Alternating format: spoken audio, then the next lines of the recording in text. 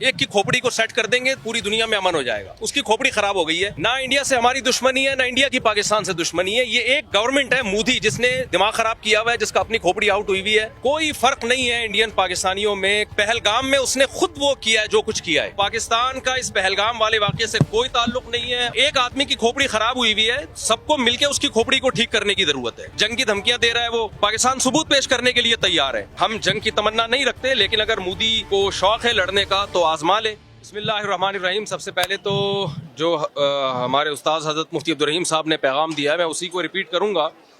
دیکھیں, انڈیا اور پاکستان کی عوام کا مسئلہ نہیں ہے. انڈیا میں ہندو ہیں, سکھ ہیں, عیسائی ہیں, مسلمز ہیں.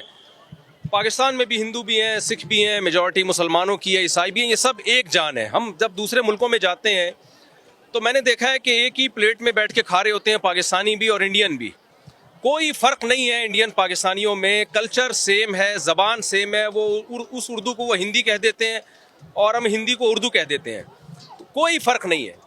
نہ انڈیا سے ہماری دشمنی ہے, نہ انڈیا کی پاکستان سے دشمنی ہے. یہ ایک گورنمنٹ ہے مودی جس نے دماغ خراب کیا ہوا ہے, جس کا اپنی کھوپڑی آؤٹ ہوئی ہوئی ہے اور ساری دنیا کو وہ بدامنی میں ڈال رہا ہے. تو انڈین کو بھی چاہیے, پاکستانیوں کو بھی چاہیے, ایک انسان کو قابو میں لائیں آپ. ایک کی کھوپڑی کو سیٹ کر دیں گے پوری دنیا میں امن ہو جائے گا. اس کی کھوپڑی خراب ہو گئی ہے. پہلگام میں اس نے خود وہ کیا ہے جو کچھ کیا ہے. پہلگام میں جو کچھ ہوا ہے, بے گناہ لوگ مارے گئے, ہم اس کی بھرپور مذمت کرتے ہیں. اسلام تو میدان جنگ میں بوڑھوں اور بچوں کو قتل کرنے کی اجازت نہیں دیتا. وہ سیاحوں کو قتل کرنے کی کہاں سے اجازت دے گا؟ تو پاکستان کا اس پہلگام والے واقعے سے کوئی تعلق نہیں ہے اور اس واقعے کی ہم بھرپور مذمت کرتے ہیں. اور جو ظلم پہلگام میں لوگوں پر ہوا, انڈین پر ہوا, ہم اس میں انڈیا کے ساتھ ہیں, انڈیا والوں کے ساتھ ہیں.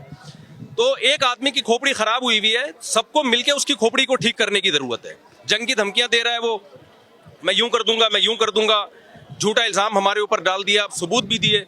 بھائی اگر آپ کا خیال ہے کہ پاکستان نے یہ کام کیا ہے تو آپ ایک تیسرے ملک کو ثالث بنائیں. جب بھی دو میں جھگڑا ہوتا ہے, تیسرا ثالثی کا کردار ادا کرتا ہے.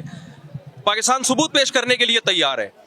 تو پہلا تو میں پیغام دوں گا کہ مسئلہ انڈیا پاکستان کا یا وہاں کی عوام کا نہیں ہے. مسئلہ ایک مودی حکومت کا ہے جس کا دماغ خراب ہو گیا ہے. تو اب چونکہ وہ جنگ کی دھمکیاں دے رہا ہے تو ہماری اخلاقی دینی ذمہ داری ہے کہ ہم اگر یہ جنگ چھڑ جاتی ہے تو ہم اپنی فوج کے ساتھ ہیں. میں کراچی سے سفر کر کے آیا ہوں اور صرف بڑا مقصد ہمارا یہی تھا کہ جو ہے ہم جائیں واگا بارڈر پہ اور وہاں جا کے ہم دنیا کو یہ پیغام دیں کہ ہم سب الحمدللہ اس موقع پہ تمام سیاسی اختلافات بھلا کے اگر جنگ چھڑ جاتی ہے تو ہم فوج کے ساتھ ہیں. اور ہمارے نبی صلی اللہ علیہ وسلم کی یہ تعلیمات ہیں, صحیح حدیث ہے, لا تتمنوا لقاء العدو فاذا لقيتم فاصبروا واعلموا ان الجنة